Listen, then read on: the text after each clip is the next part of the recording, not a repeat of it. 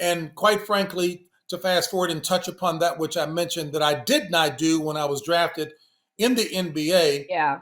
I lost sight. One could say I got cocky, although I know I'm not a cocky person, Yeah.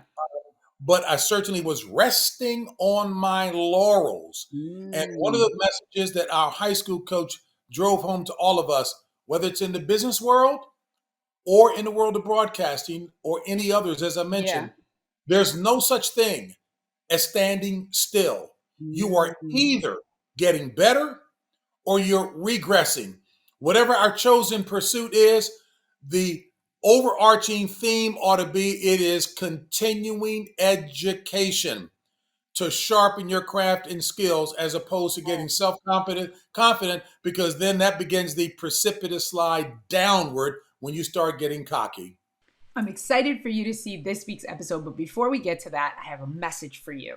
If you're a parent of an elite athlete or a coach of a high performing team and you're looking for some help or assistance with making them more mentally resilient, perform with more confidence, be more consistent, anything like that, then this is for you. I have an 8-week program all designed to address exactly that, to help your athlete be at their best on a more consistent basis and not get tripped up by those little voices in their head and getting down on themselves for mistakes, but performing like we know they can. So what I want you to do is don't delay, just grab a time on my calendar through this link and let's set up a time to talk about your specific situation and how what I'm offering in my 8-week program can help. Okay. So it's brindrescher.com/free consultation. So click this link, grab a time on my calendar. I look forward to talking to you. And now on to this week's episode. Hello, hello, hello, everybody. We are back for another amazing episode of the Mental Advantage podcast. And I'm super excited about my guest today. We're taking a different turn on the world of sports. We got James Brown, who was a former athlete, okay? And we're going to talk a little bit about his career in athletics. But he's made a very different career trajectory going on the other side of the desk to the analyst side.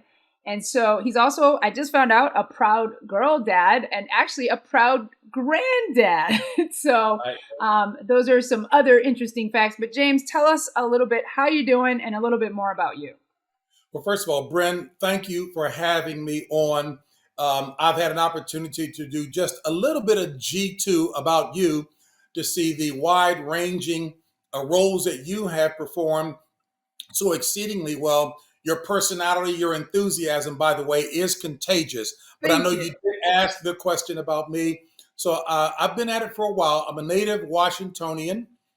We connected through Kelly Holmes, who is affectionately a niece of mine, play niece. Yes. I played basketball in high school, was high school All-America, was blessed to be recruited by a number of colleges, opted to go to a good Ivy League school. Well, I guess they better be all good. Ivy League school, because my mother and father, God bless them, stressed the importance of academic excellence to ensure success in the game of life. Drafted by the Atlanta Hawks in the NBA, unfortunately didn't make the team, but that experience and my failure to be supremely prepared for that opportunity is the reason that led to my work ethic, which is to never allow myself to be ill prepared for an opportunity that may come my way. And from that, I worked in corporate America for Xerox and Eastman Kodak in sales and sales management before making the radical switch into broadcasting, where I've been involved for over 35 years, first with CBS Sports, then to Fox Sports out on the West Coast, co-hosting their Fox NFL Sunday football show with Terry Bradshaw, back to CBS to work for an outstanding leadership team. And I've been doing that with football, with actually all sports, but principally hosting 2 football shows, the NFL Today on CBS, Inside the NFL, previously on Showtime, now it's on Paramount Plus, and also being a special correspondent for CBS News. So that's it in a nutshell. That's it? That's all? Yes, ma'am. He's just got a small resume, y'all. First of all, I find it absolutely fascinating. So Uh, as a former D1 athlete myself, I mean, you went Ivy League. I do have one question that I saw from your bio before we get into your high school and college basketball career. Cornell West, what was he like in college? Because I saw that. I was like, Cornell West was your roommate?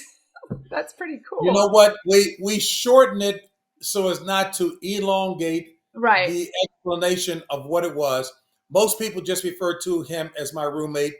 We were actually suite mates. We had a quad next door to the quad that he was in, but we always kept that common door open so that we flowed back and forth between each other's rooms. And we had some wonderful, brilliant suite mates in each one.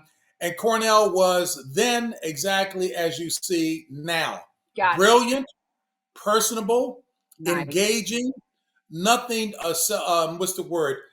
One could think he probably harbors a lot of cockiness, hubris, if you will. He's as down to earth as they come.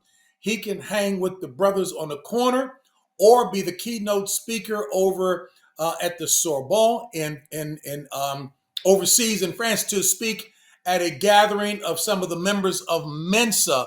That is just who he is, and he's awesome. That's fabulous. That's fabulous. Okay, so because I'm just like, I find it so interesting because I don't know if you know, and you probably do know this coming from the world of sports, but Nick Saban was roommates with Steve Mariucci in college, and so it's so interesting to me how these great names end up swimming in each other's circles so early in before they became the names that we know now. So pretty cool. Yes, ma'am. Indeed, it did, and obviously everyone pursuing whatever the God-given gifts that they possess to do prayerfully, hopefully well in that chosen route for the benefit of others. Yes, or maybe it's Tom Izzo. Anyway, 2 Michigan State guys, doesn't matter. That's fabulous. Okay, so you played at DeMatha High School, which is a very famous school in the D.C. area, and like you said, you were a standout. And we're not going to go into the specifics of every inkling of your career because I think what I want to talk about more is your broadcasting side. But what was it like being such a standout athlete and then having this trajectory going to a top college and, possibly even the NBA? I would think akin to what you have focused on your podcast and your colleagues is laying a foundation of success in the game of life, whether it is in business, which is why I did pursue a business career with Xerox and Eastman Kodak, moving up the ladder in sales and sales management, or whether it's in academia, or whether it's in broadcasting. The parallels, the commonalities are there. So it was important for me to understand that the way I was blessed to become a sought-after athlete and all the awards and recognition that came with that was understanding that it was a matter of mastering the fundamentals. No matter what the pursuit, the foundation rests in fundamentals. I remember my high school coach, and by the way, you'll hear many business people use athletic or sports references to talk about success in whatever the pursuit is, because they're true. I believe that all truth is parallel. What's true in the natural is true in the supernatural and across the spectrum in terms of pursuits. So I wanted to make certain that I mastered the fundamentals. I maintained that Michael Jordan, as great a basketball player as he was, as phenomenal, one who engaged in acrobatics and exploits on the court, that which provided the foundation for him to do that was mastering the fundamentals of good defense, being good shooting skills, passing, all of those things. And it's the same thing in a game of life.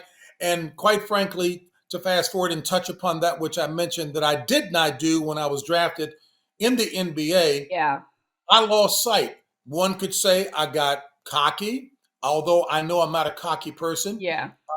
But I certainly was resting on my laurels. And one of the messages that our high school coach drove home to all of us, whether it's in the business world or in the world of broadcasting or any others, as I mentioned, there's no such thing as standing still. You are either getting better or you're regressing. Whatever our chosen pursuit is, the overarching theme ought to be it is continuing education to sharpen your craft and skills as opposed to getting confident because then that begins the precipitous slide downward when you start getting cocky. First of all, he used the word precipitous, y'all. That's that Ivy League education. I know I love big words, but I always highlight them. Like yesterday, I heard someone say perseverate, and I was like, did they just use perseverate in a conversation? That's fantastic. All right, Wow. so absolutely, I love that. I hope the people listening and watching get that. It's not about standing still. You're either getting better or you're regressing. That is tweetable right there. Thank you, Mr. Brown. Okay, so as you're going, you had this moment where you got drafted. Now, where did you get drafted exactly? Like, were you in the first round, second round? I don't know how many rounds they have or they had at that time if it's changed. So See, that question comes from a D1 athlete. Look, in the Big Ten track team, I don't care if you were a walk-on or a shoe-in. right. That question is awesome because back in the day, before you were a twinkle in anybody's eye, was there were 10 rounds of the draft in the NBA. I was drafted in the 4th round of the NBA. So while there were rival leagues at that time, the American Basketball Association startup, where Dr. J. Julius Irving and so many other talented players played, and the established NBA, the National Basketball Association, I was drafted by each. Denver in the ABA, Atlanta in the NBA. I wanted the big time. I felt that I had the talent and the ability to be able to do it. Right. I was not dissuaded when I got there, but again, I make the point that I am very mindful that I didn't do everything possible to make certain that the choice was not a choice for the coach to make, that I should have been the one, and I will never allow that to happen again. Mm-hmm. I love that you're taking personal responsibility because that's something I work on with my athletes. It's all about like, how am I driving my life, right? So even if, right, let's say you had a bad coach, let's say you had a bad environment there, which you're saying you did not. So I'm not saying you're saying that, but I think it's really important that athletes get, and people that are listening. And, I had a conversation actually with your niece about this. It's always about how you respond to life more than it is about, because here's what's happened and here's how I'm responding to it. So if you go into that situation with that full ownership, you have the ability to take those skills to somewhere else like you did, versus if I'm blaming, then I'm kind of stuck and I'm like, oh yeah, it was their fault, whatever. And usually that puts me in neutral, because now all of a sudden I'm kind of like, well, I don't know. I don't have any power here. They didn't take me, so therefore it's their fault. I don't know what to do with that. So, well, you know what? Again, because I know, and the common thread here, even with your business success and the many different avenues that are open to you to be successful, and the group that you are a part of, that is a congregation, if you will, an amalgamation, a membership of very successful people. Right. Again, the common threads are there. There are many circumstances that absolutely will come up. Yep. The question is, are you going to react or are you going to respond?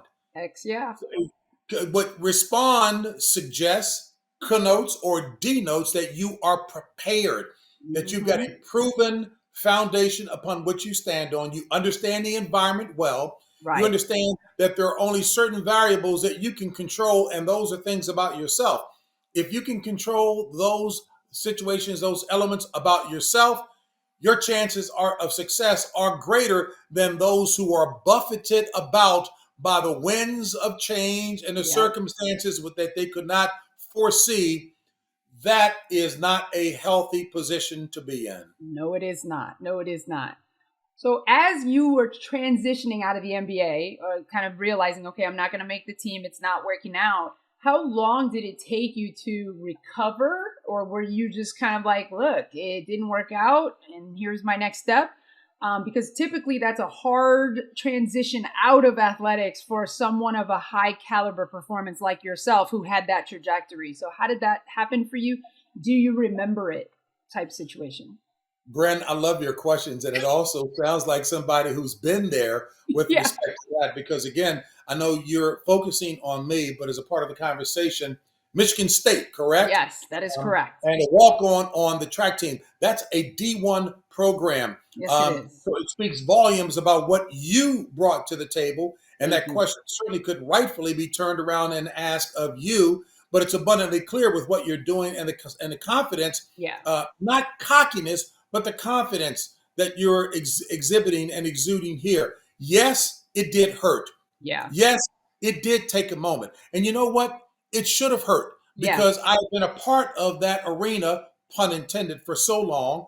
I knew what it took to get to the top. Yeah. I did not put in the time to stay at the top, usually, which requires even more effort and focus and Right. determination in order to stay there. Witness, if you will, Tom Brady from the sports world at age 44, Yep. still dominating at his position. That Yep. speaks of focus and discipline and determination and fundamentals that are internalized so that he can stay there. Because the moment you start to think you're there, getting complacent again, that's when we said before you start that slide downward, Yeah. down the abyss. So what I did was to examine myself, understand what were my mistakes. Many people tried to offer excuses for me, saying, wait a minute, the guy that they kept in place of you, he couldn't carry your gym shoe. Well, that's pointing a finger of blame at somebody else when Right. there are three pointing back at you. So Right. I examined myself and realized what my mistake was, but I was not going to let that define my life from that point forward. And whatever the passion was that I had that I wanted to pursue, which ultimately wound up being broadcasting, that I was going to do any and everything necessary to perfect and master the craft and never, ever think that I have arrived. I love that. And I am thinking, just now, it just occurred to me, is there a Hall of Fame for broadcasters? Or is it the same Hall of Fame? You know what? Humbly, there is a Hall of Fame for sport broadcasters. And humbly, I was welcomed Okay. into the Sportscasters Hall of Fame 2 years ago, a significant accomplishment because here was a guy Yeah. who made the radical switch from corporate America in sales and sales I management know. into broadcasting. However, we know there are some common threads. Having worked at Xerox, it's about sales. It's about interviewing people. It's about being observant. It's about taking what you observe and what you hear to maximize that in terms of where you want to go. Broadcasting, my job is about interviewing a lot. So those skills were transferable from what I did at Xerox and Eastman Kodak. And I said, Yes. okay, well, that's good. Plus, it also provided a variety of things to do. I did not want to be marginalized or colonized to think that I could only do basketball, I could only do baseball. That's when my executive producer, my boss, said, JB, if you're looking to pursue this as a career, what you need to do is to become well-rounded and doing other sports. So I did hockey. I did water polo. I covered Wow. the Tour de France. I covered rock climbing. I did it all so that people would understand we can do that. It's just a matter of understanding what the Nice. rules of the game are, mastering them, asking great questions, but most importantly, of all the skills that we talk about in communications, the listening skill is perhaps the most important, and take it from there. Like what you were doing so masterfully Oh, in thank just you. having a conversation and listening and playing off of that. And we've just met each other. I know. Because I love how. Thank you, first of all. Thank you. I'm sorry. I know. Thank you for the compliment, because that's a huge compliment coming from a man who's, this is your job. This is what you do. This is your career, your vocation. I would say a vocation is a stronger word than job, because job, I always say job is too low of a designation. But what I was thinking was, if you make the Atlanta Hawks, we miss out on 38 years of this masterful broadcasting arc, right? And that journey of what happens to an individual. And like you said, those skills are transferable. A lot of athletes don't really think about that. There's that whole thing of, what am I going to do with my life? And I talk about this athlete resume, like all these skills that you're developing through being in a team, how transferable that is. And you talk about the corporate world, sales, and then taking those skills and then, taking that into the broadcasting world. So I love the parallels that you're looking at.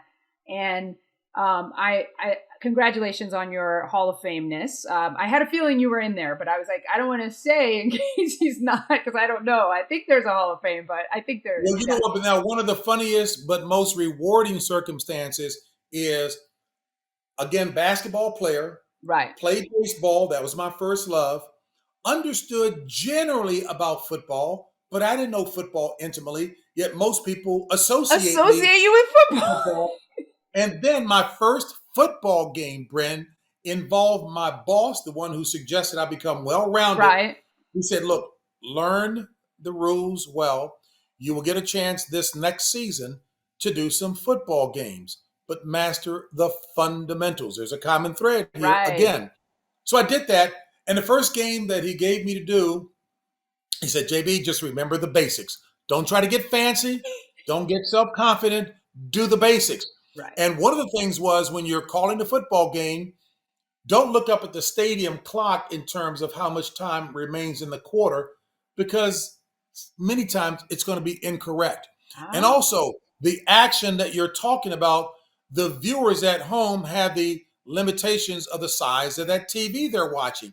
So look at the TV that you have, the TV monitor in front of you, because you'll be seeing what the viewers are seeing.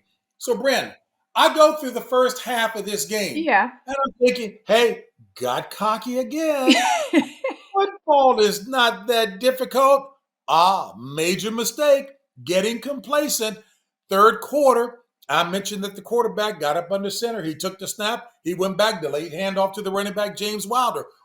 He goes through the hole at the 45. He's at the 50. He's at the 55. He's tackled at the 60-yard line. My producer got in my ear. He said, JB, there's no such thing as a 60-yard line. Go to commercial. I'm shook up, and I'm knocked off stride. So I looked up at the stadium clock wrong, and I read, and I said, folks, we're going to step aside for a commercial right now with about 8 minutes and 99 seconds left in the third period of play. Compounded the mistake.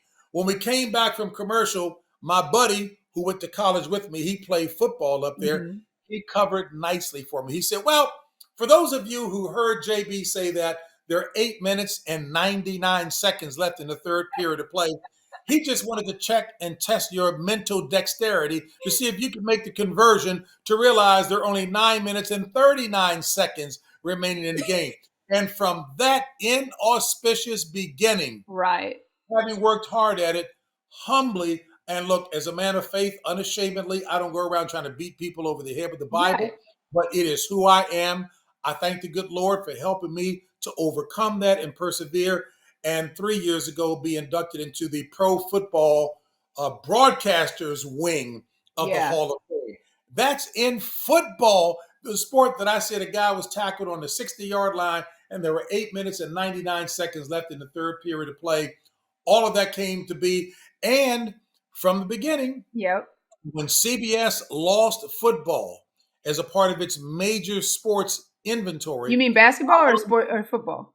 Well, they lost football. Oh, I didn't know they lost football. Okay, sorry. Oh, Fox. Right. Way back in the day, my first tenure at CBS, they had the NBA basketball, college basketball, Major League Baseball.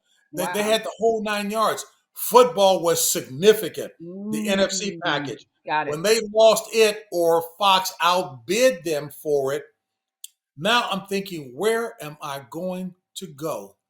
But you know what? Again, because I had that well-rounded experience, I got the opportunity to go over to Fox and work as well, with the comfort and the confidence of knowing that I've covered a number of sports. But one of my colleagues, and it makes no difference who it is, I don't know who exactly the person was, they said to a reporter, JB is going to go over to Fox to do football, and they're going to realize he doesn't know a thing about the sport, and he will be bounced out of there in a New York minute. And a New York minute is about 32 seconds. Yeah. Well, 35 years later, here I am. But my focus was not on what this person had to say about me. Right. The same as you business entrepreneurs, corporate executives, you Yep. can't be focused on what other people say. You have to believe in what you know is to be the right way to do it. Put the time and effort in, and it will result in success at the end. And that's what I focused on. So hopefully that's encouraging to someone else out there. Yes, I was going to say first, lot to highlight there. One, you had humble beginnings in the sport of football because obviously you came from the world of basketball. And there was a time that you had to transition from basketball to football because CBS didn't have basketball anymore. That's why I said what I said, because I remember you telling me that. So he was already, like you said, you had this great mentor. So there's mentorship in that story. You had someone that said, hey, go cover all the sports. Make sure that they don't pigeonhole you, because if they get rid of basketball, what happens if they don't think you can do other things? Oh, sorry, JB, we're not going to go in that direction anymore. We're going to look for somebody that's a little bit more well-rounded. But because you had shown such, a breadth of what you could do, they were like, you know what? He can do this. Well, let's give him a shot. And you had a good relationship with your boss. So I love that. And then, as you just talked about, you didn't let the haters, as we call them, because there's always one. And that's how you know you're on the right track, too, because someone is hating on you. And he said, yeah, he's not going to stick around for long. And you showed him. And I love that. And when you said we can do many things. Were you talking about people of color? Because you obviously came up at a time where, I don't know, you can tell me a little bit about the climate, but I do want to talk about it. Being a man of color in the world of broadcasting, what was there a color barrier for certain jobs, and how did you navigate that? Oh, make no mistake about it. First of all, boy, I love your listening skills, how you picked out those pearls in that story, mentorship, the haters. Wow, you're awesome, Bren. Hey, Bren, so let me just say, the answer to your question in terms of what I was referencing has a range of, it's global, because there are going to be many people who are thought to be different, even if they're the same color, same race, same neighborhood, same education, same social economic status, if you will. People always find a way to differentiate hate on folks. So it is global, it's universal. Yes. Is it with respect to issues that we're still dealing with today, that we've been dealing with since they first brought our relatives, our forefathers and foremothers here? Absolutely. That will be denying the obvious and that which is real. So yes, and I remember my daughter asking me one time when she saw a picture in my early years in broadcasting, and we were at a company function, might have been a golf outing, whatever.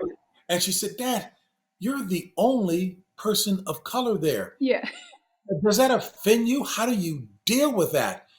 And I learned a long time ago that if I focus on, as you and I chatted before, about that which I can control, it would drive me up a wall.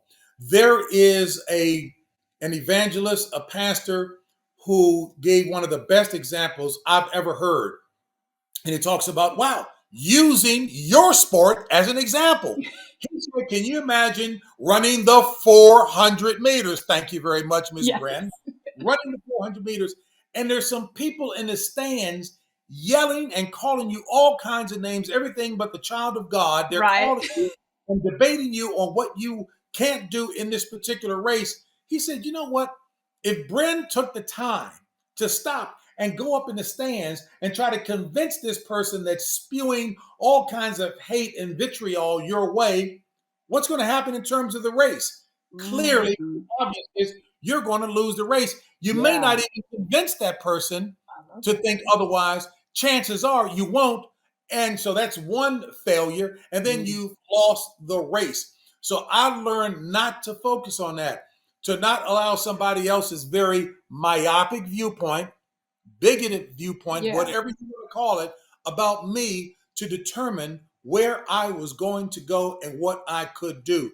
Did I have to bite my bottom lip a number of times? You better believe it. There were times I even contemplated leaving the sportscasting business because the president of the division at the time, my first time around when I was doing basketball, he called me to say one of the reasons I didn't get a chance to do one of the advanced rounds in the NCAA basketball tournament is because I misidentified the defense that one team was playing.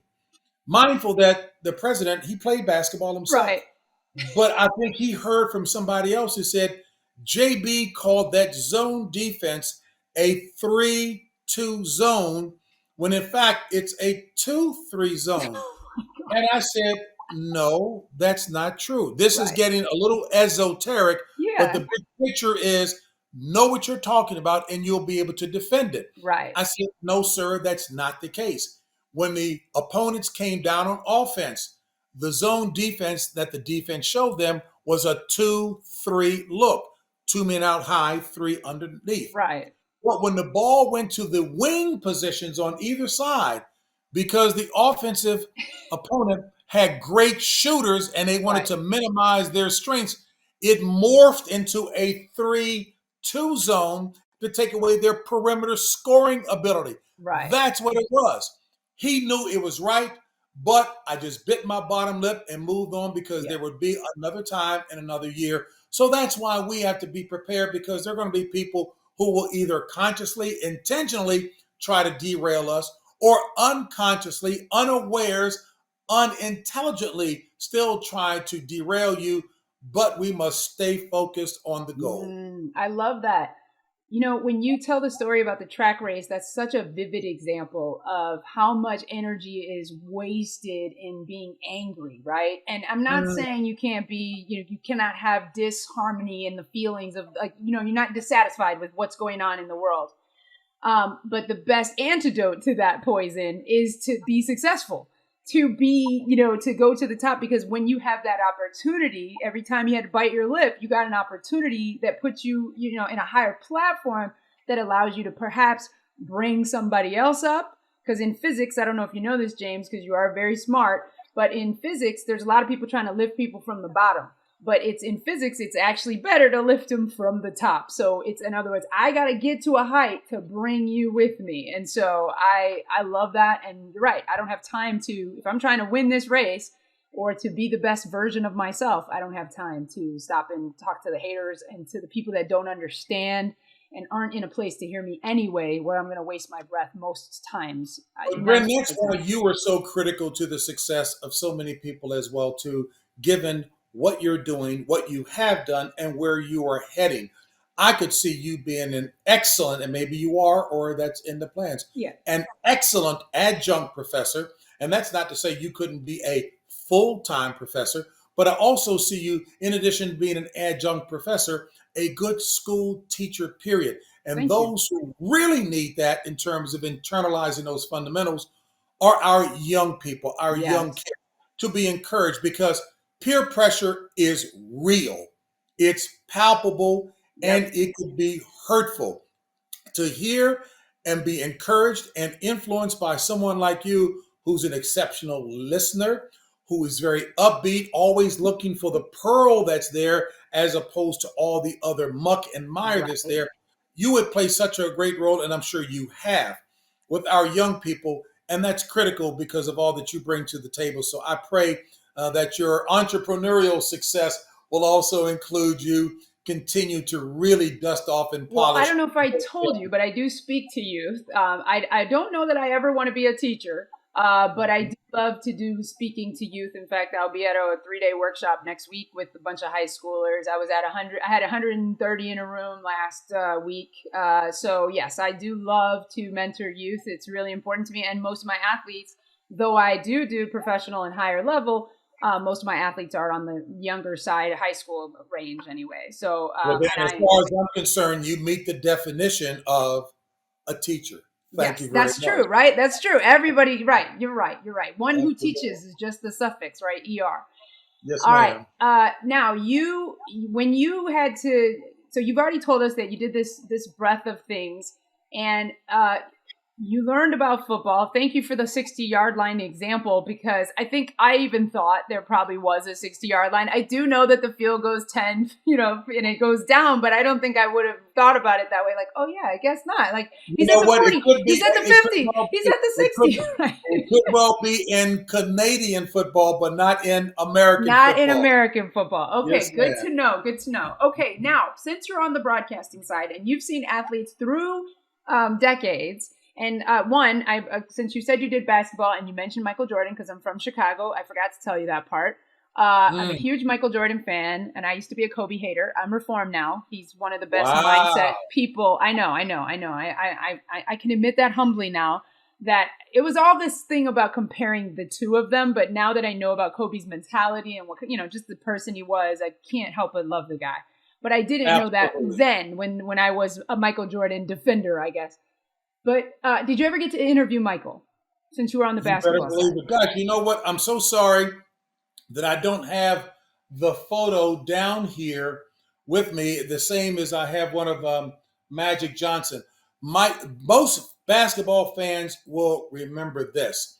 And by the way, the football field in Canadian football, just so that I will let people know that I understand Yeah. something about that, it's actually 110 yards, so it would be more like 55 Oh, per. But okay. All right. Michael Jordan, I was blessed when I was covering the NBA in my early days, first as a sideline reporter, Mm. then as a studio host on site, and then as play by play. But yes, I did know Michael Jordan, and that game against the Cleveland Cavaliers, the iconic shot where he's being defended by Craig Elo, and he comes down and he goes up and launches that deep jumper Yeah. that went in the basket, swoosh, and you see him jumping in the air Yeah. and his arm, his arm. I grabbed him right after that to conduct the interview, where folks can probably go on NBA TV and Okay. take a look at that. But that was a skinny, much fuller hair afro James Brown. Actually, it was a teeny weeny fro, but a neat Okay. fro, interviewing Michael Jordan in. Yes, ma'am. Nice, nice, nice. So, from Michael Jordan's days, or your days starting in broadcasting, to athletes now, what would you say is the biggest mental difference you see between the athletes that you've seen over the different decades? And I know you've done different sports. I happen to think mindset is similar across sports, but I would like to know if you notice a difference between not necessarily a basketball athlete and a football athlete, but between an athlete in the 80s to an athlete in the 20, whatever decade we're in now, 2010, 2021. I'm going to coattail on what you just intimated. The mindset, no matter the era, no matter the sport, the mindset of those who were successful, superstars then, part of championship teams, that's the common thread. Driven, focused, team oriented, and getting the job done, doing what they bring to the table. You know, there's a description in the Bible that talks about the importance of the human body, which is comprised of many different parts, but the fervent, effectual working of the whole body is dependent upon each of those individual parts. And even though the little finger may be, smaller than your forehead, your kneecap, your bicep, or whatever, every joint supplies for the fervent, effectual working of the whole body. A great example to talk about the importance of teamwork. I remember hearing a pastor out on the West Coast, Bishop Charles Blake at West Angeles Church of God in Christ, say, if you think the little finger is not important, I want you to go out after service, open up your car door, put your little finger in that door jamb, and slam the car door on it. Because what you're going to find out in about 5 seconds, your feet are going to get involved as you're jumping up and down. Your tear ducts will get involved. You're going to start crying. Your lips will get involved as you bite your bottom lip. Every joint supplies. So the mental mindset is key. One of the big differences, though, that I think that the old schoolers, the old timers had, is they truly did think more team oriented. And if you look at the game today, I'm thinking specifically basketball, Yeah. but certainly football as well too. is it's got to be, look, the 4x400, again, your arena, again, Yeah. it's about teamwork and getting it done. And people recognized that and did everything that they could to encourage, to push, to help develop the teammates to get it done Right. because of the amount of money that's involved in the game today, because of the preponderance of commercials and everything that's really about touting I, me, as opposed to team. Really, you can see that more evidenced today than back in the day. I remember Bill Bradley when he went to the New York Knicks, a great white basketball player who, by the way, was a hero of mine when he was at Princeton, as I was in high school watching Princeton go further into the NCAA tournament with a good team. Bill Bradley was a star coming to the NBA. They wanted to knight him as the next whoever, but he wisely realized that he was going to a team that happened to be predominantly African American, and he didn't want to come in as the great white savior or whatever. He forsook all commercial opportunities to get to know his teammates, to play the role that he best served for the good of that team.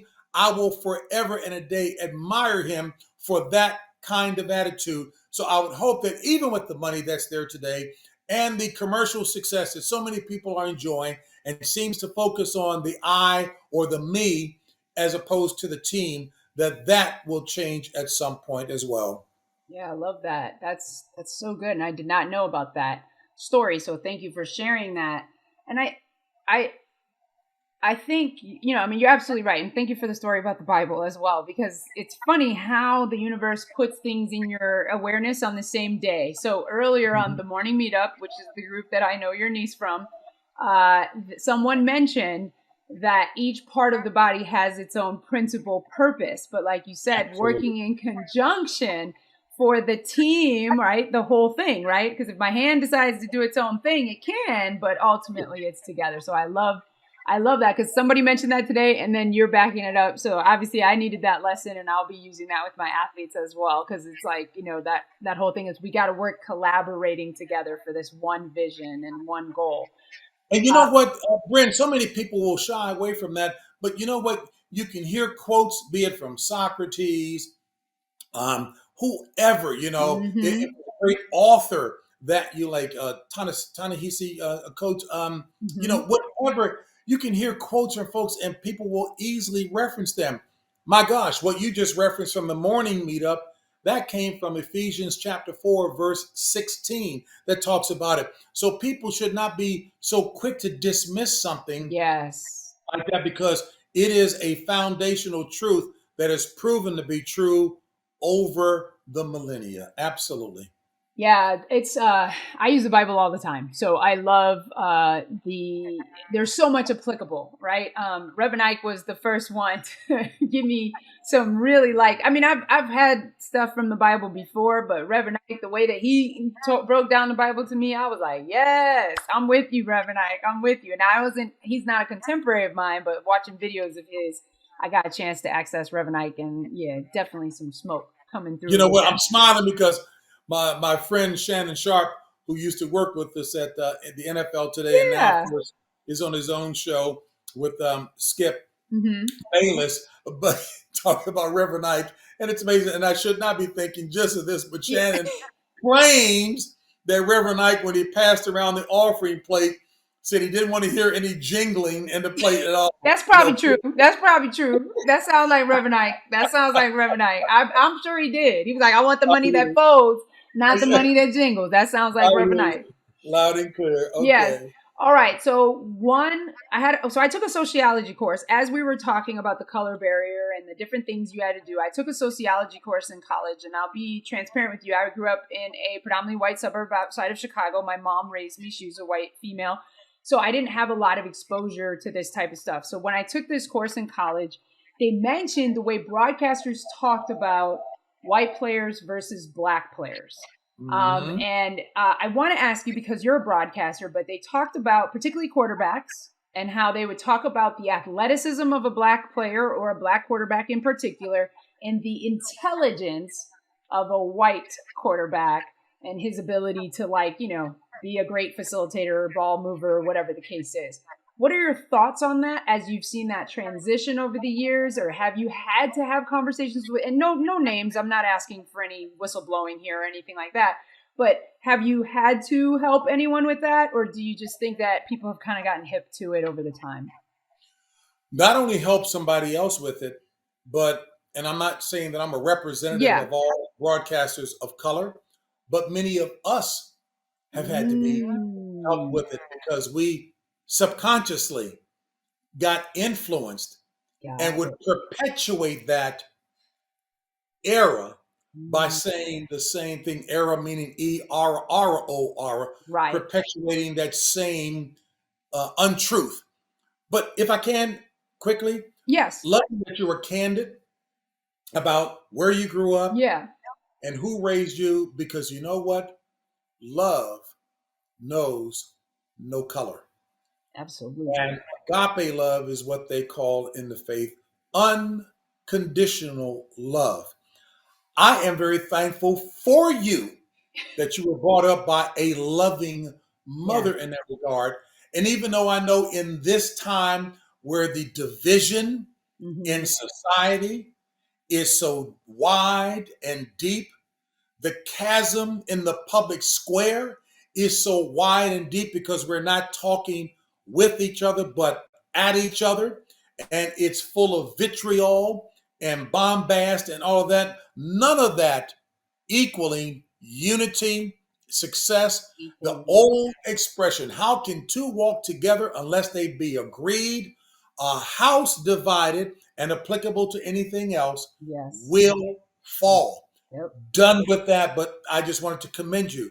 No, So I yes, appreciate I've seen that happen because you can listen, and I'm very thankful that a number. Certainly, I can speak for CBS. it. Yeah. I would think that others are doing this. That you're seeing more seminars, you're seeing more focus, you're seeing more education Yeah. for announcers to listen to themselves because many of them don't even recognize the Right. internalized bias that they're thinking what they said was right. Let me give an example. I'm doing an NCAA basketball tournament, and I'm working with an ex-Boston Celtics great by the name of Tommy Heinsohn. Good guy. We had a great team together. And we were watching at this seminar where a video clip was put up and it showed Larry Bird, great Hall of Fame basketball player who happens to be white, Yeah. making a great move in traffic under the basket and scoring. And the announcer said, what an intelligent move, showing the cerebral understanding of where everybody was and how he can make that move Right. through traffic like that. Fast forward, not much longer. Magic Johnson makes almost the identical move. Right. The physical prowess and the brute strength of making that move, and that's why he's Magic Johnson. So my buddy asked me very honestly, he said, JB, that was a great move by Magic Johnson. Why shouldn't it be described that way? And I said, that was a great move also by Larry Bird. Why wasn't his described the same way? Because in Mhm. society, many people think they've got this ingrained notion of the title of the movie, White Men Can't Jump. Right. I beg to differ. I knew a bunch of white ball players who could fly. Yeah. But by the same token, the internalized understanding that blacks did not have the cerebral capabilities. Witness, if you will, the infamous interview that Ted Koppel did with Al Campanis back in the 70s when he was asking him, why don't we have more black managers in baseball and third base coaches as well to the positions Yeah. identified with cerebral, heft and dexterity. And he said, well, you know what? We just think that they just lack some of the abilities to do that. Ted Koppel tried to give him an out. He says, I'm going to give you an opportunity to try to correct and take your foot out of your mouth. What do you mean by that? And he only put his foot in his mouth even more. So it just goes to show here was a guy who was an executive Right. with that baseball team. So if he's got that mindset and he's in a position of hiring people, it may not be stated consciously, Right. overtly, but that's what's in the thought process in making the decision about who gets hired. Hey, even the way people look at women thinking they're second-class citizens in the world of sports, period. Hey, take car manufacturing, for instance. There was a study done by McKinsey that looked at globally the makeup of boards and decision makers, and it talked about the conclusion was diversity wins, inclusion matters. Because Yeah. on the boards that had more women representatives, they had a better bottom line than those that did not. And I think particularly about the car manufacturing industry, not until there were more women in executive positions of decision influencing or decision making did car manufacturers start making cars with safety features that were important to women who run the household, who make the Mm. majority of the decisions, and all of a sudden, oh wow, well they uh, yes. And you know what? Please, when you see diversity, don't think about division. Think about the strengths, the gifts, and the talents that it Mm. brings to the table that should result in a better decision at the end of the day. Does that make sense, No, Bryn? absolutely. I mean, I think that that's the whole point. That's actual diversity instead of for the look or the appearance of diversity. And they talk about this like I hired people and it looks like we're diverse, but we're not really tapping the benefit of, tapping into what that diversity of opinion looks like, right? So we see this in the fashion world all the time with the faux pas that have been happening for brands that, it's like, well, how is a person of color in that room and this gets through? Because they don't have a voice in that room. That's why you're not tapping that person's opinion. You're just, some people are like, yeah, we're diverse. We believe it, or putting that on our website. We're an EEOC, equal opportunity employer, but we're not actually, having those people in person in rooms or in positions of influence that make a difference. So I was absolutely. about to say, and that's where the proof in the pudding comes, because back in the day, working at Xerox and other places, well, to do business with the federal government, you had to be, an equal employment opportunity Yeah. company for sure. However, what we would see is when there was a push on, there was that revolving door at the entry level Yep. in numbers, en masse, a lot of numbers. The key is whether or not we see the upward mobility. Are you Absolutely. hiring those who have the ability? Ken Chenault, one of the finest, most successful captains of industry in industry history, 17 years as the CEO and chairman of American Express, having worked his way up the ladder, sharing the story in a profile that Alvin Patrick, my executive colleague at CBS News, and I were blessed to profile Ken Chenault upon his retirement. And he was like a rock star everywhere he went around the world to the American Express locations because they saw and felt and experienced the humanity in him, but his intellectual genius, his marketing savvy, and the success that he enjoyed through some major economic shifts, whether it was 2008, whether it was 9/11, and what he did, even when they had to pare down, he pared down with humanity. People got significant severance packages and significant help Yeah. in being placed elsewhere. It's called doing things the right way, making tough decisions, Yeah. but doing it the right way, such that many people who no longer work in American Express speak fondly of him because it goes back to that old notion, however trite people try to make it sound, nobody cares how much you know until they know how much you care. Oh, so true, so true. Okay, so I don't have much more time with you, and there's so many No, things no, I no. want. As a matter of fact, you got me going. Let's go. Okay, all right, because I'm like, oh my god, I have so many more questions for you. You're like, oh my god. Okay, you are well. Okay, let me ask this one first. Obviously, the Naomi Osaka situation happened at the French Open. You're on the football and the men's side of sports, but I'm sure you're aware of it, being from the world of broadcasting and also having a CBS News post.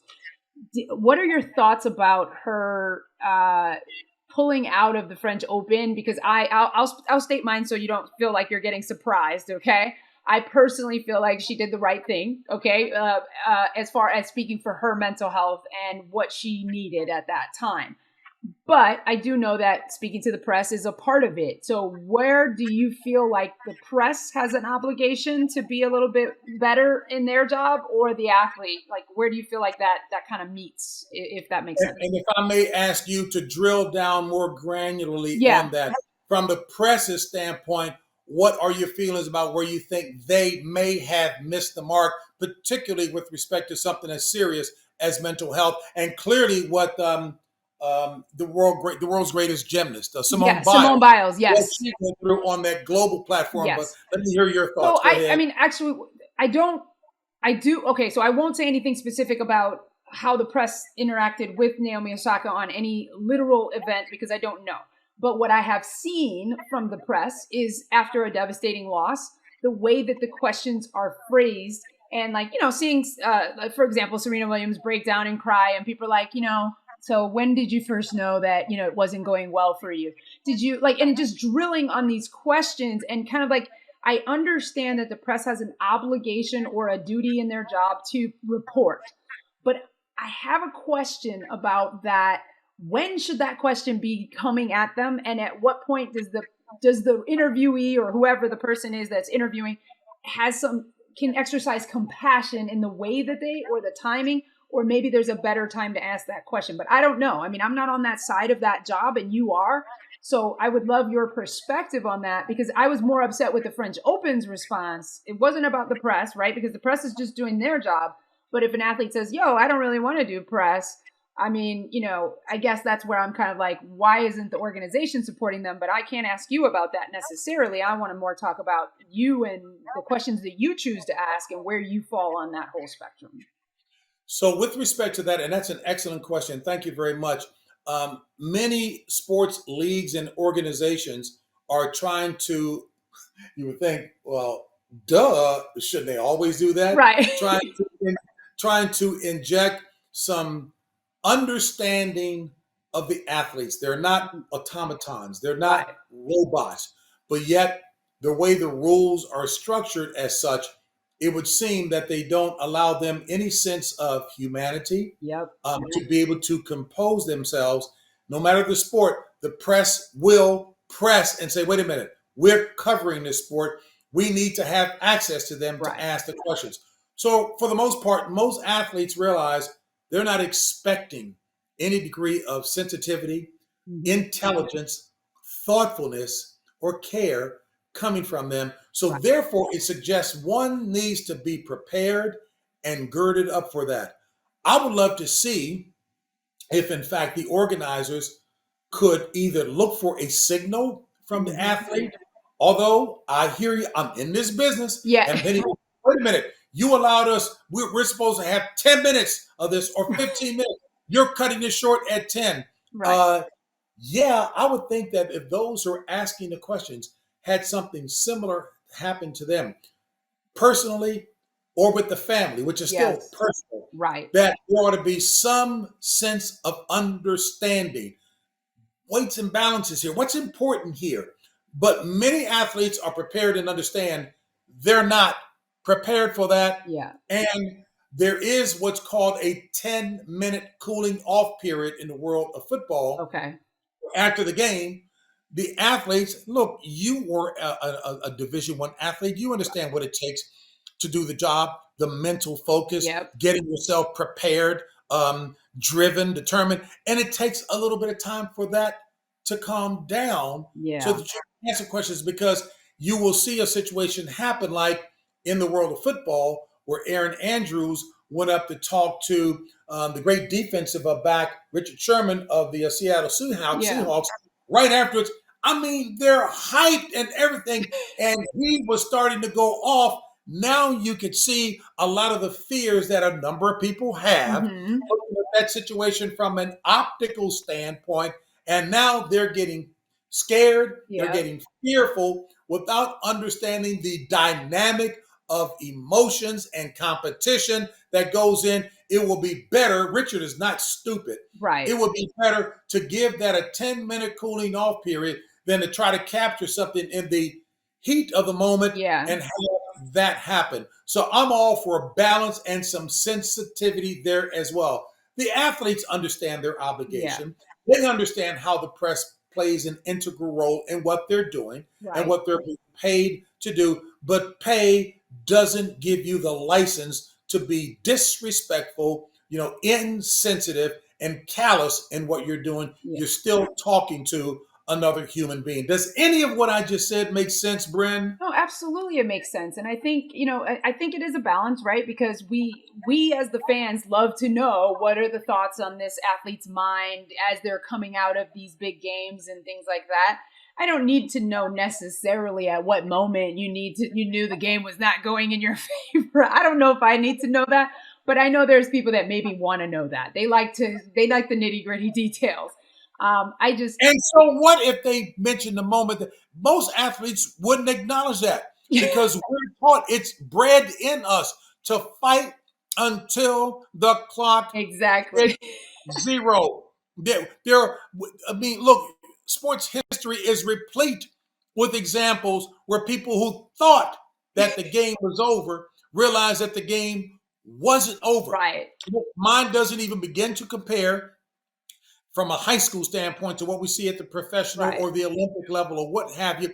But I think more about my high school coach and how superb a motivator he was because we were playing a basketball game.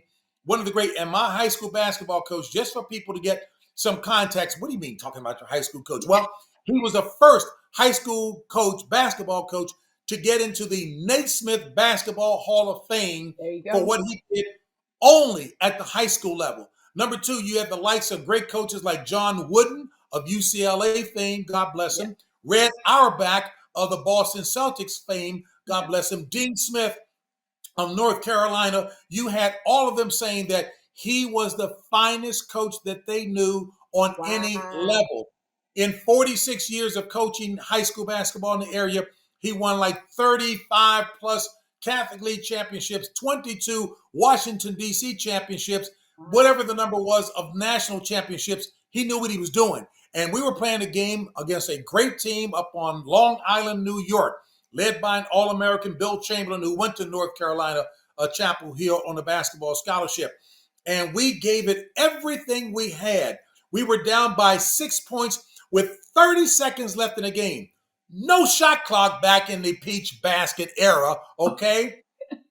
Down by 6, 30 seconds left. The opponent had the basketball. My coach called timeout. We came over to the bench, tired, exhausted, looking forlorn, thinking in our minds the game was over. Right. We sat down on the bench, and Bren, he came up to us all excited. He says, fellas, we got it right where we want him. And we're looking at the scoreboard. What's he been smoking? And he said, here's the deal. They think they've got the game won. They're calming down. They're relaxing. They're not as alert right now. We practice the scenario every week.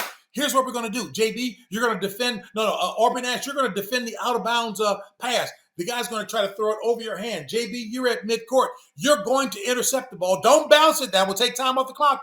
Pass it ahead to Aubrey. He's going to score. Now we're down by 4 points, and there's only 1 second off the clock. Now they're going to be really nervous. You defending the out of bounds pass, turn around like you're running down the court. They're going to get complacent and throw it to the first man. You go over and steal the ball, lay it up again. Only another second. We won the game because he convinced us what the opposition wasn't doing and had relaxed and got complacent. There's that word again, Right. complacency. And we won the game. Wow. So, you know what? To be asked, an athlete who's driven and Right. understands when did you know the game was over? Not until the clock reached zero. Right. Right. Do you think there should be more training for athletes on how to handle the press or more training or training on both sides in that regard? Both. Got it. Both. Now, I can hear my brethren in the press saying, wait a minute now, what are we supposed to be sensitive about? Well, you know what? Because you're talking to another human being. Thank Number you. one. Number two, we certainly don't want to give our industry a bad name. It's not like we're talking to some serial killer, Right. or somebody who's ripped people off for their life's Right. savings. Different story. We're talking sports. And most of those who play sports are still young people becoming adults. At the pro level, maybe a little different, but you have to understand everybody has a level beyond which it gets to be challenging, Yep. tough, and personal. And folks will take an apathetic attitude and say, well, tough. They ought to be able to deal with it. They get paid. Hey, getting paid handsomely doesn't mean that one is mature, has thick skin, doesn't have feelings, etc. And I'm not saying to be mamsy-pamsy about the interview, but you can certainly be very thoughtful and witness, if you will, when Doug Williams, the first African-American quarterback in to win a Super Bowl, and at the Super Bowl leading up to the game, you talk about inane questions. Yeah. They ask so many things that may not even be well thought of. One reporter asked him, Doug, how long have you been a black quarterback? Are you kidding me? So please, let's not say that you're going to get the best possible questions from us out there. So there certainly can be some thoughtfulness there. I think so. I love that. I love that. Yes. We, of course, talk a lot about remembering that athletes are human. Obviously, I have to have you back because I have two more questions I want to ask you, and then I'm going to move on to my rapid fire, and we'll get out of here because I know you have things you need to do because we're on two different coasts. As we're talking about, this is the Mental Advantage podcast. There obviously is a mental game you're playing in the broadcasting side of the situation. Who was the toughest interview that you ever had, if you can remember, or do you remember a tough interview that you had that was like, ooh, this was, I had to do some shifting and some adjusting through that process? You know, I want to make sure that I don't violate my... Oh, you don't have to tell me the name of the person. You can just say... But even when I give the circumstance, it will still harken back to it. But I'm not mentioning the name. Okay. And I'm saying it for instruction purposes because I like to believe, and I hope this coach will at least respect that I'm prefacing my remarks with this because speaking of understanding, from a person standpoint, right, I understood what he was going through. He went through an entire season of being second guessed by the press because of a fallacy out there that he wasn't a good X's and O's, a good bench coach. Nothing could be further from the truth. Yeah. Yes, he recruited great players, but you got to know what to do with them. You get some great ingredients to put together a fancy meal. You better know how to use those ingredients in the right portions. He is a good coach and has been a good coach. Right. But because he had been criticized, chastised, vilified all season long, being critiqued by the press, many of whom who know nothing about the game in terms of having played it or really understood it. And so he was getting very angry and thin-skinned about having to be subjected to that all season long. We get to the championship game. I'm a sideline reporter. A tough job when you have to interview the losing coach after. That was my role. Yeah. And this team was playing well, but the opponents shot what appeared to be a game-winning shot, but there were still 6 seconds left on the clock. And the team, you talk about when did you think that you had lost the game? Right. There was no effort to run a play. There was no effort to call a timeout to set up a play. Those valuable seconds ticked off the clock. Right. Now I'm thinking I've got to go and interview this coach. And afterwards, how am I going to ask the question on what is a very obvious circumstance, but show some humanity? Yeah. So as opposed to running up saying, hey, why didn't you run a play with 6 seconds left? I mean, what were you guys doing? What I did was to ask an open-ended question. Hey, coach, if you had it to do over again, would you do anything differently? So he could go in any direction that he wanted. And he fired back at me and said, no, I would do nothing different. You guys in the press think you know all the answers. I wouldn't have done anything differently. Now, as opposed to getting angry myself, right, I bit my bottom lip, finished up the interview and said, Coach, congratulations on a great season to get to the championship game. And that was it. Yeah. I was going to let it be until I read in a magazine not long thereafter where he had commented the most stupid question that had been asked of him was asked by me. Oh my gosh. I then picked up the phone and called him to talk to him directly rather than engage in a war of words. Right. I said, Coach, I played the game just like you. Let me help you understand what my thought process was when I asked you that question. And here, not only on national TV did you attack me, I'm not one who was berating you. Then you go on and put it in print that was the most stupid question that you ever asked. Hey, my high school coach, we practiced those game ending situations. Right. So it wouldn't be foreign to us. We would just quickly go run a play. Or we would know to get the ball at half court to call timeout so we have good court position. Right. You didn't do either of those things. Your team wasn't well prepared. But did I go there on the court to undress you on a national championship game level? And he understood exactly where I was coming from and apologized. And we said, okay, fine, we'll move on from here. So that's the toughest situation Yeah.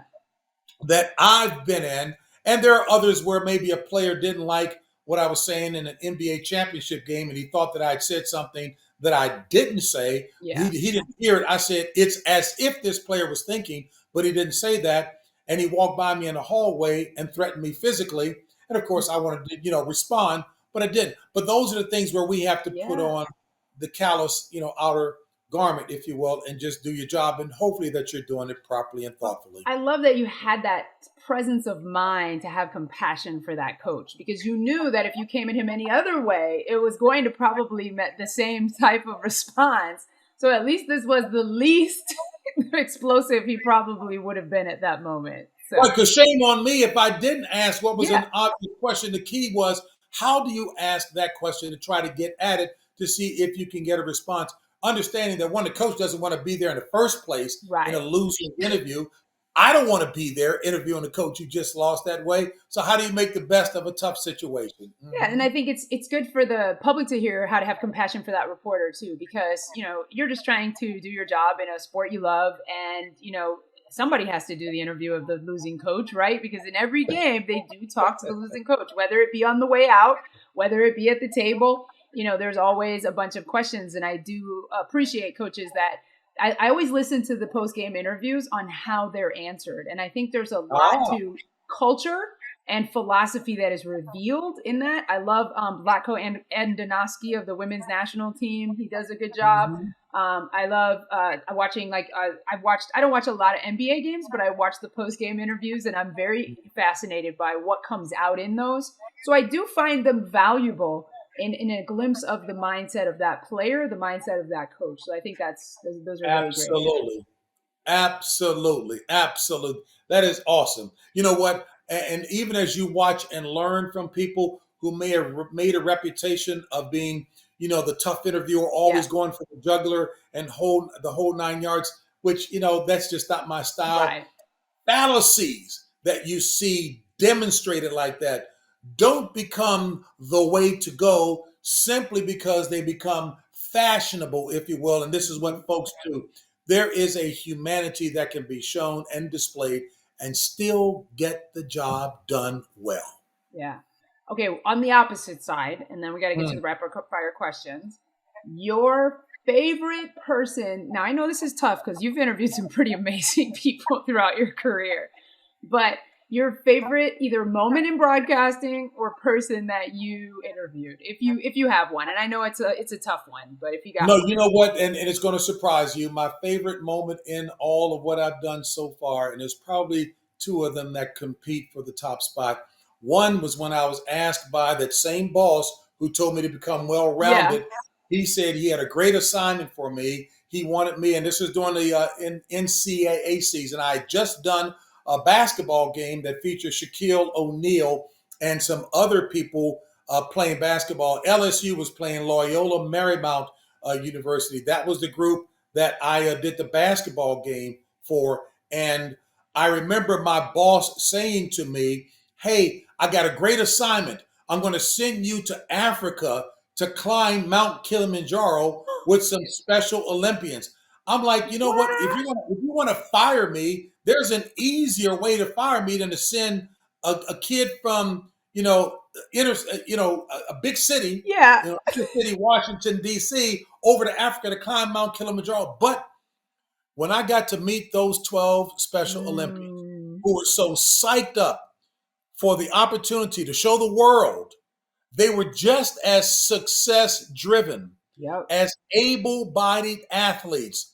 And this meant the world to them. And I was going to be telling their story on CBS. My whole mindset changed. And Mm, the mountain, Mount Kilimanjaro, 19,346 feet high. We got to the 16,000 foot level with those Special Olympians, encountered one of the worst snowstorms in 25 years at that time. The organizer said this is unsafe for us to be taking the rest of them up the rest. right, So they said the five strongest ones, they would go up and represent the rest of the team in right. doing that. And that's what they were going to do. So I was chosen as one to go down the mountain, the other seven, Yeah, and I started crying. And many weren't realizing that I was emotional because I wanted to go up there with the rest of those kids yeah, because they were crying as well. yeah. But they all showed a team oriented attitude when the other five got to the top, planted the flag, and showed the world that this Wow. meant all in the world to them. And they were just as driven as able bodied athletes. I felt good to represent those Special Olympians. Before you tell me your second one, because you said there were two, my older brother is a Special Olympian, and he has ran. Yeah, we're a track family, so he's a runner, but he competes in all the different sports. He's far more adventurous than myself. He was recently selected as the torch to be part of the torch run in the International Special Olympics that's Wow. going to be held in Russia in January. Except if, because of COVID, they've postponed it again. That it's going to go to January 2023. But I just talked to him the other day, and I've volunteered in Special Olympics all throughout my childhood because of my older brother. And you hit it bang on. Well, he said he's fine. He's like, it's not over. It's fine. It's good. It's still happening. He's like, I'm fine. I'm like, okay, just check in, make sure you're good because they just postponed it a whole nother year because he's so excited. He's never been out of the country. So he's so excited. We got him a passport because my mom passed away a couple years ago. And so that was a big thing she never got to accomplish before, getting him a passport. So I got that taken care of for him. So he's ready to go out of the country. But he the big thing that I noticed, because we had a special gym class, James, in high school, and peer leaders, and there was this kid named Merrick, and I'll never forget him because he was so excited. But all he ever wanted was to be on the boys' varsity basketball team. Like, to him, that was the Super Bowl, right? Now, unfortunately, he wasn't capable enough, skill wise. I mean, he can walk and stuff, but he wasn't capable enough to be at the level that you'd have to be in a boys' high school varsity team. But that would have been their Super Bowl, right? And Special Olympics, of course, notwithstanding, they are, so it's the best place to be, like you said, the joy, the unadulterated and unbridled joy of their wins and those type of things. But I just remember that, like, that's all he ever wanted, was just to be on the team. And we make such light of such little things. So it definitely keeps things in perspective when you're around Special Olympians, because they don't seem to take much for granted. And I'm so appreciative for that perspective as well. So thank you for sharing that story. That's absolutely beautiful. Bren, this interview was just paid off to feel what you described and what you just showed as the unbridled joy that you felt for him Yes. and that group of special people who are Special Olympians, Yes. who I flat out love. And that's why I cried, because I felt that we had bonded and we all became one, and they felt my heart.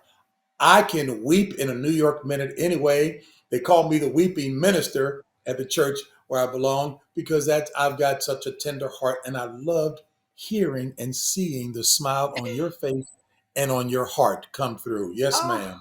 okay. I don't know if you want to tell the second story, but we have the rapid fire question. So if you want to tell the second story of the one that competes, or you feel like we're good. You know what? It's a very short one. It was simply doing a story. I was working for HBO's Real Sports with Brian Gumble. Went to profile a family that had two kids who were refugees, if you will. They were orphans. When the family, an Italian family, the Salamones, went over with their church to Russia to adopt a child. It was to be a young boy who was a double amputee in an orphanage over there in Chernobyl, a victim of the Oh, nuclear yes. spill, if you will. And when they went into the orphanage, it was a pretty tough environment because the kids were really rough on each Yeah. other. I'm sure just venting, a lack of love being shown, not being adopted. Well, there was a young lady in that orphanage, a single amputee below her knee, who was protecting Al Salamone, the young man. Her name was Tatiana Salamone. She was protecting Al. And when the family saw how close those two were, they went over there simply to adopt him. They wound up bringing both back Wow. home. I know she loved animals and was working towards becoming a veterinarian. Al has played in the Paralympics on the sled hockey team, talking about your older brother. You Yeah. know what? So those two stories. So the human interest stories, the Mm. personal stories like that touch me more than being blessed to have hosted a record-setting 10 Super Bowl pregame shows covering NBA championships, NCAA championships, Winter Olympics, the Tour de France. It's those stories that have left the most lasting impression on me, Bren. This has been a really great conversation. I got to get to the rapid fire questions because we got to Okay, get you out of fire here. away. Okay, number one question. First one, always really hard one here. These are really hard. I know you asked some hard hitting questions, but I hope you're ready for these, James. Okay. Yes, ma'am. What is your favorite snack? Right now, it's morphed into these honey roasted peanuts and cashews. Okay. Salt-free cashews. Now, the honey roaster probably isn't the best for me. My wife would probably have something to say about that, but right now, that's one of my favorite snacks. But you know what? I'm an old school guy. I still like a good peanut butter and jelly sandwich. Only it's almond butter now and jelly on fitness bread. Fitness bread. Are you a grape jelly? Great. Are you a grape or a strawberry person? Well, that's a hard choice. But if I had to go and pick one, strawberry. Me too, James. I feel like we're like kismet. We were supposed to be connected. I'm saying we have so much resonance here with a lot of our stuff. Okay. Yes, favorite flavor of ice cream, if you have one. I'm probably a vanilla guy. Yeah. But chocolate runs a close second. But I think I'm probably still a vanilla. So I call vanilla the gateway drug of ice cream because nobody brought home like the fancy ice cream first. They brought home the vanilla, and that's how we all got introduced. And then we got, it got fancy. So yeah, the gateway drug of ice cream. Gateway, I love that. All right, next question. I want to make sure because I'm going to use that, but I'm going to reference you. You call it the gateway to the gateway drug, if you're okay with using that term, of ice cream. Gateway drug to ice cream. Yeah, basically because that's how we started, right? They say marijuana is a gateway drug, so this is just this is the marijuana of ice cream. But don't say that. Don't say that one. Okay. Got it. All right. So the other thing was favorite superpower if you ever could have one. Which one have you always wanted to have? You know what? Boy, I'm showing my age, Brent. So, Superman was the most, exciting one on TV way back in the day. But if I had to do something now, would it be the one who stretches, the one who turns into fire? Would it be Hulk? Nah, you know what? I'm still going to go with Superman. I love Superman. Now I got to ask you, since you're Superman, are you Superman versus Batman? You still Superman? Yeah. Okay, good. So you see, I told you, James, we're friends. You and me, we're supposed to be connected. A lot of people like Batman. I'm not. Well, yeah, but anyway. So Superman, flying. Okay, awesome. Next question, and this one, some people feel some way about it. Some people feel like it's a first world problem question. So fine if you don't have an opinion. People put their toilet paper on in their bathroom. Some people like it over the top. Some people like it under the bottom. Do you have a preference? Do you have a camera in my house? Did you see what my preference is that you would ask me that? Because, Bren, I have never been asked that question. I've never even spoken to this, but I'll go in other people's house, and if it's under, I'll turn it around, and I'll even give the little hotel fold. Oh, you do the hotel fold? I do the triangle fold there on their toilet paper. They know I've been there. That's a first for me ever. That's awesome. I am also an over the top. You're an over the top, I'm assuming. Yes. Okay. And my next question was, do you change it? And you already answered that. So fabulous. Excellent. I don't change it at other people's houses, but I do change it at mine. I'm sure it would bother me at someone else's house, but I don't change it because I'm like, it's their house. But I like that you do. Because that's real conviction. Okay. We need conviction in this world. All right. Next question. Who is your personal hero? Coach Tony Dungy, Super Bowl winning coach of the Indianapolis Colts, Hall of Famer. He and his wife, Lauren Dungy, are simply salt of the earth people. Yes, that's an easy one. Nice. And when you are done with this life, which is long time coming, right? But what do you want to be remembered for? Wow. And this probably ties into the last question that you meant that you asked me, Yeah. because clearly I was speaking more of a friend with whom I enjoy a wonderful relationship, impactful iron, hopefully iron sharpening iron. I want to be remembered because you know what, and I understand that this is a secular broadcast. Oh no, But it's okay. please, no, but I want people just to accept me for who I am, as we are to respect other people. My mother, God bless her, and my father, who reminded me of Joseph in the Bible. He was always the hardworking person.